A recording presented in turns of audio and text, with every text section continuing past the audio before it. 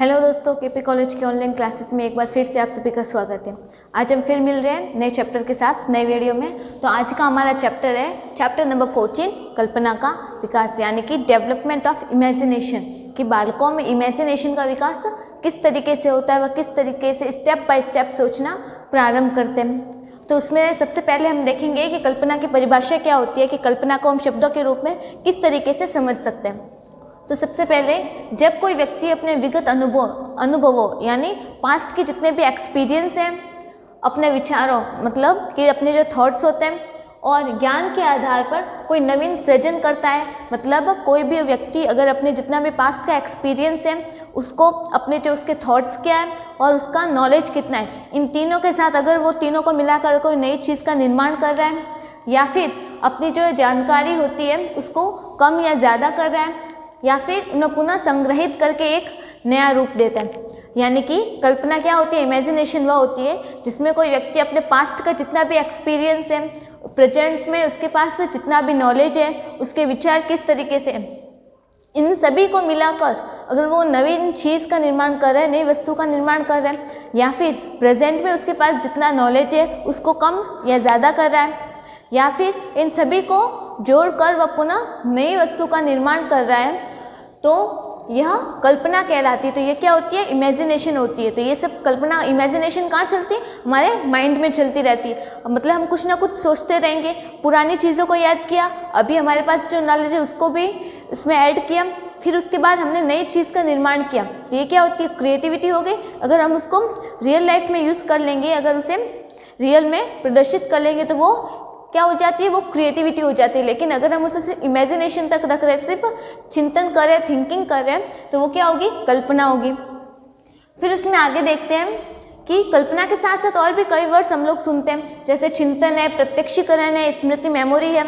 उनमें और कल्पना में क्या फ़र्क होता है, यानी इमेजिनेशन और थिंकिंग में क्या फ़र्क होता है, इमेजिनेशन और मेमोरी में क्या फ़र्क होता है, और इमेजिनेशन ऑफ परसेप्शन में क्या फ़र्क होता है।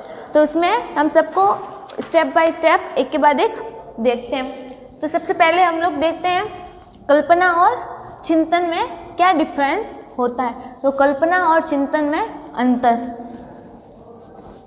जब तक हमारे माइंड में इन सभी ये जो शब्द है, ये जितने भी वर्ड्स हैं, इनके जो अर्थ हैं वो जब तक क्लियर नहीं होंगे, इनका कॉन्सेप्ट अगर माइंड में हमारे क्लियर नहीं होगा, तब तक हम लोग नहीं समझ पाएंगे।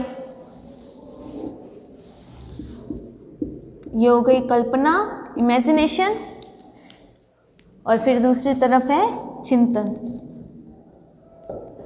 इनका अर्थ क्या होता है, अगर इनका बेस ही हमारा जो कॉन्सेप्ट ही क्लियर नहीं होगा तो तब हम आगे का पढ़ ही नहीं पाएंगे। तो सबसे पहले हम कल्पना के बारे में देखते हैं। तो कल्पना क्या है, कल्पना एक मानसिक क्रिया है। मानसिक एक कल्पना में क्या कर रहे हैं, हम सोच रहे हैं, थिंकिंग कर रहे हैं, तो ये क्या हो गई, मानसिक।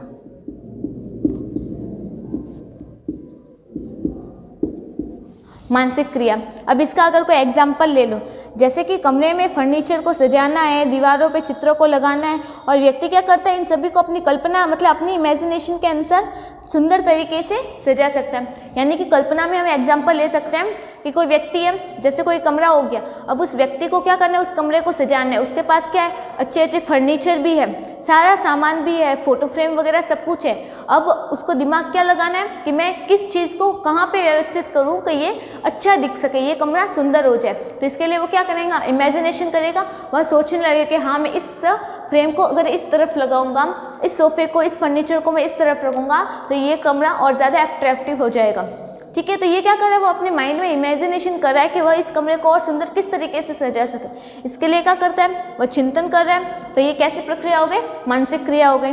लेकिन अब चिंतन में क्या होता है, चिंतन एवं गूढ़ एवं जटिल मानसिक खोज है जिसकी शुरुआत किसी समस्या से होती है। यानी चिंतन में क्या होता है, मानसिक में क्या, कल्पना में क्या होगी, मानसिक क्रिया। इसमें कोई प्रॉब्लम थोड़ी है, हमें कोई वस्तु देती, अब उसको यूज़ करना है कि हम इसको सुंदर कैसे बना सकें, तो ये क्या होगी, ये कल्पना होगी। लेकिन चिंतन में क्या होता है, चिंतन में हमारे पास कोई प्रॉब्लम आएगी तभी हम लोग उस पर सोचेंगे, विचारेंगे। तो इसकी शुरुआत किससे होती है, समस्या समाधान से, समस्या से प्रारंभ होती है।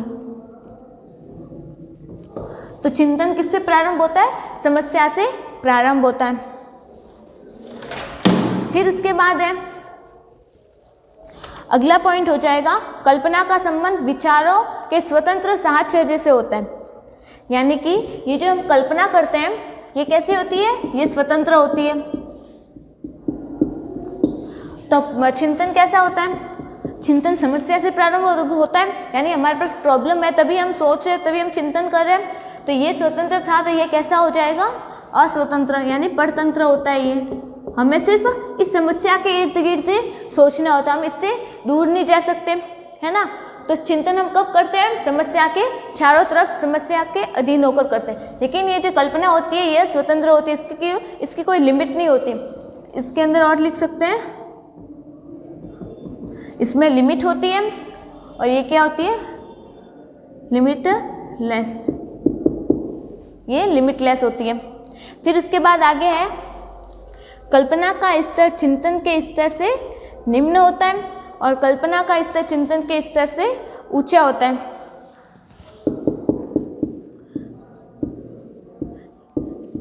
कल्पना का जो स्तर होता है ये चिंतन के स्तर से नीचे होता है।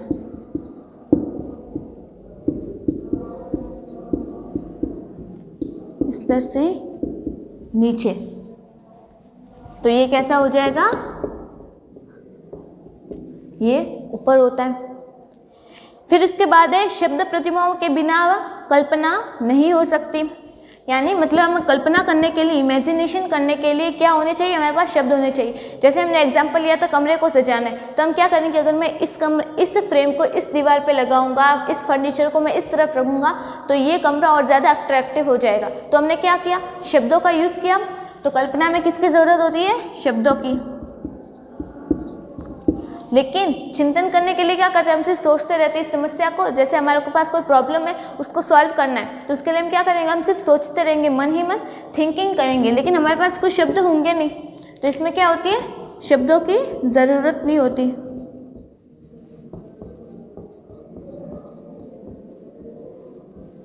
इसमें शब्दों की ज़रूरत नहीं होती। तो ये था कल्पना और चिंतन में अंतर। फिर उसके बाद जो हमारा सेकंड पॉइंट था, कल्पना और प्रत्यक्षीकरण में अंतर देखते हैं कि अब कल्पना और प्रत्यक्षीकरण क्या होता है।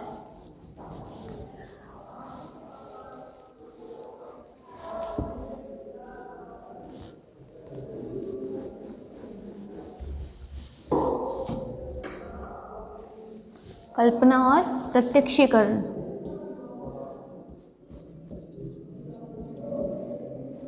प्रत्यक्षीकरण का अर्थ होता है परसेप्शन। तो इन दोनों में से हम सबसे पहला पॉइंट देखते हैं कि कल्पना क्या थी, एक प्रकार की मानसिक योग्यता है। अभी हमने पढ़ा ही था, मानसिक क्रिया, ठीक है। तो जब ये मानसिक क्रिया है तो इसमें हम लोग क्या करते हैं, यह रचनात्मक और सृजनात्मक होती है। मतलब जो हम कल्पना करते हैं ये कैसी होती है, हम कोई ना कोई रचना कर सकते हैं, इमेजिनेशन कर रहे हैं, ये कैसी होती है, रचनात्मक। और कैसी होगी, क्रिएटिव, यानी सृजनात्मक भी होगी। मतलब हम लोग सृजनात्मकता का हमने टॉपिक पढ़ा था, उसमें हम जो क्रिएटिविटी कर रहे थे वो किसके द्वारा थी, कल्पना के द्वारा ही थी। तो कल्पना क्या होती है, यह क्रिएटिव भी होती है और रचनात्मक भी होती है, किसी रचना का निर्माण भी होता है इसमें। लेकिन प्रत्यक्षीकरण क्या होती है, सूचना अन्वेषण की व्यवस्था होती है, न तो रचनात्मक होती है, नहीं सृजनात्मक होती है। यानी प्रत्यक्षीकरण मतलब परसेप्शन, हम किसी के बारे में क्या सोच रहे हैं, तो ये क्या हो गई, अवस्था, ऐसी मध्यस्थ अवस्था हो गई। और ये कैसी होती है, ना रचनात्मक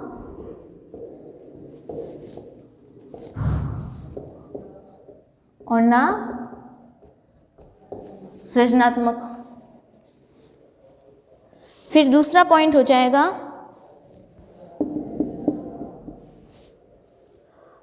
कल्पना लक्ष्य विहीन होती है। यानी हमें इमेजिनेशन करने के लिए लक्ष्य की ज़रूरत नहीं होती, किसी भी क्षेत्र में कुछ भी इमेजिन कर सकते हैं। तो ये क्या होगी, जो इमेजिनेशन होती है यह लक्ष्य विहीन होती है। लेकिन प्रत्यक्षीकरण में कोई ना कोई लक्ष्य अवश्य होता है, लेकिन ये लक्ष्य विहीन थी, तो ये क्या होगी, लक्ष्य होगा।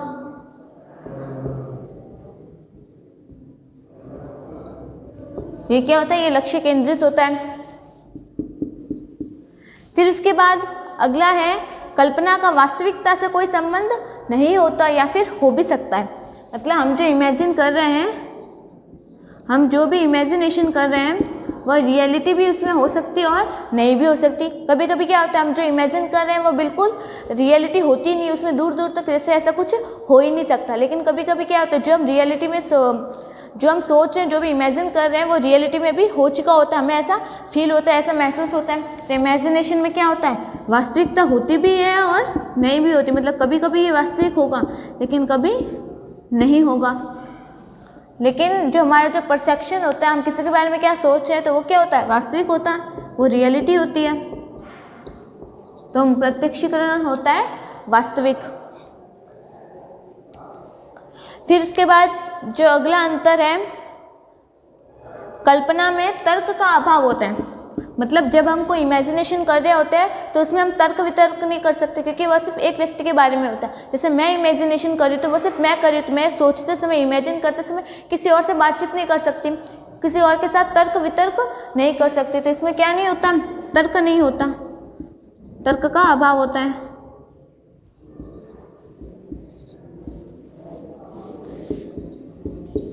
और प्रत्यक्षीकरण में क्या होता है, तर्क होता है, क्योंकि क्या होता है, ये वास्तविक होता है। वास्तविक होगा मतलब रियलिटी में हो रहा है, तो हम एक दूसरे के साथ उसके बारे में बातचीत कर सकते हैं। तो इसमें क्या होता है, तर्क उपस्थित होता है। तो ये था कल्पना और प्रत्यक्षीकरण के में अंतर। फिर उसके बाद अगला है कल्पना और स्मृति यानी मेमोरी में अंतर। कल्पना और मेमोरी में क्या डिफरेंस है।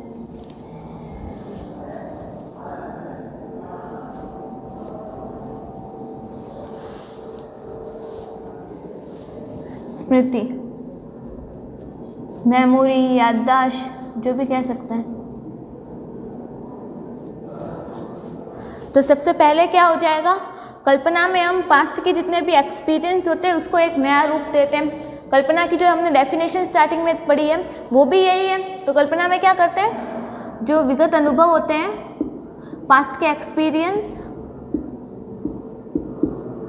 पास्ट के जो जितने भी एक्सपीरियंस थे, अपने विचार थे, रियलिटी में अभी मतलब रियल लाइफ में जो भी ज्ञान था उसको कम या ज़्यादा करके एक नया रूप बनाते हैं। तो क्या करते हैं, विगत अनुभवों को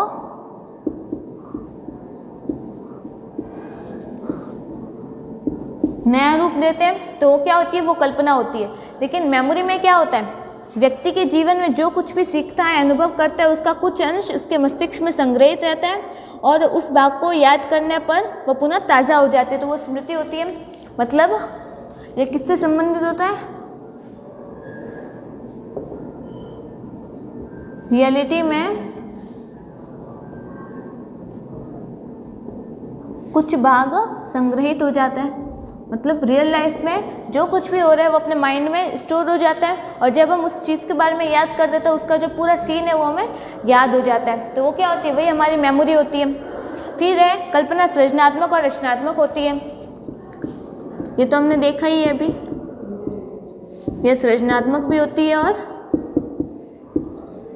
रचनात्मक भी होती है। तो मेमोरी कैसी हो गई, मेमोरी स्वयं न तो रचनात्मक होती है और न ही सृजनात्मक होती है।